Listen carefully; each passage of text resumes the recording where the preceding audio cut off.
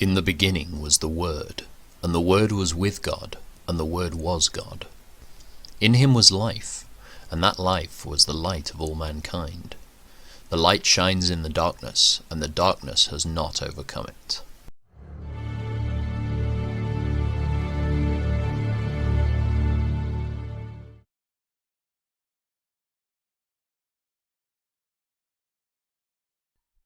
At that time, Israel was at war with the Philistines.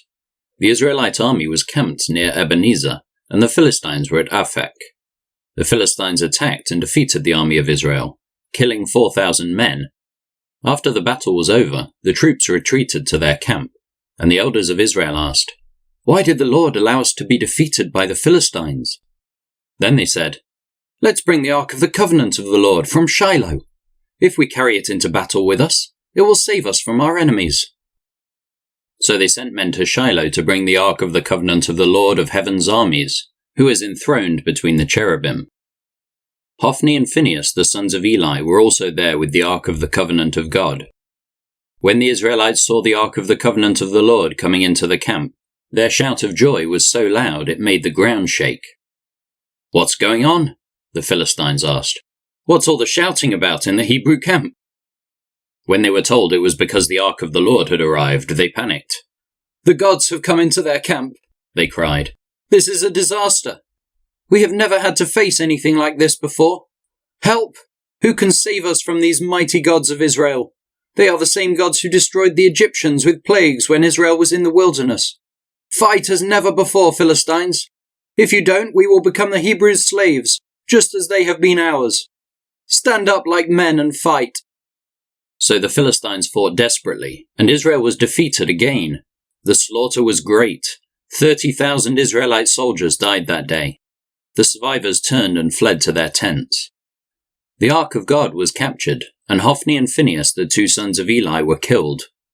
A man from the tribe of Benjamin ran from the battlefield and arrived at Shiloh later that same day. He had torn his clothes and put dust on his head to show his grief. Eli was waiting beside the road to hear the news of the battle, for his heart trembled for the safety of the Ark of God. When the messenger arrived and told what had happened, an outcry resounded throughout the town. "What is all the noise about?" Eli asked. The messenger rushed over to Eli, who was 98 years old and blind. He said to Eli, "I have just come from the battlefront. I was there this very day." "What happened, my son?" Eli demanded. "Israel has been defeated by the Philistines," the messenger replied. "The people have been slaughtered, and your two sons Hophni and Phinehas were also killed, and the Ark of God has been captured." When the messenger mentioned what had happened to the Ark of God, Eli fell backwards from his seat beside the gate. He broke his neck and died, for he was old and overweight. He had been Israel's judge for 40 years. Eli's daughter-in-law, the wife of Phinehas, was pregnant, and near her time of delivery. When she heard that the Ark of God had been captured, and that her father-in-law and husband were dead, she went into labor and gave birth. She died in childbirth. But before she passed away, the midwives tried to encourage her. "Don't be afraid," they said. "You have a baby boy." But she did not answer or pay attention to them. She named the child Ichabod, which means, "Where is the glory?" For she said, "Israel's glory is gone."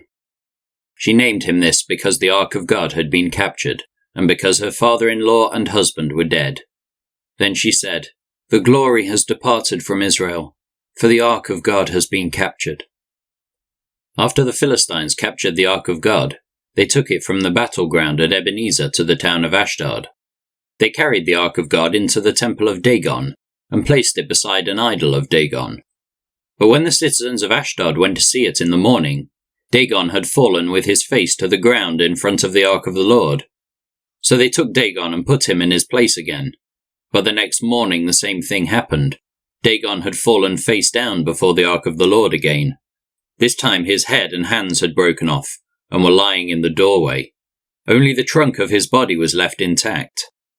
That is why to this day neither the priests of Dagon, nor anyone who enters the temple of Dagon in Ashdod will step on its threshold. Then the Lord's heavy hand struck the people of Ashdod and the nearby villages with a plague of tumors. When the people realized what was happening, they cried out, "We can't keep the ark of the God of Israel here any longer. He is against us. We will all be destroyed along with Dagon our god."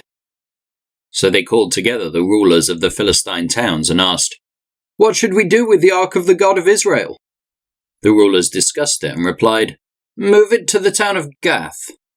So they moved the ark of the God of Israel to Gath. But when the ark arrived at Gath, the Lord's heavy hand fell on its men, young and old. He struck them with a plague of tumors, and there was a great panic. So they sent the ark of God to the town of Ekron. But when the people of Ekron saw it coming, they cried out, "They are bringing the ark of the God of Israel here to kill us too." The people summoned the Philistine rulers again and begged them, "Please, send the ark of the God of Israel back to its own country, or it will kill us all." For the deadly plague from God had already begun, and great fear was sweeping across the town. Those who didn't die were afflicted with tumors, and the cry from the town rose to heaven.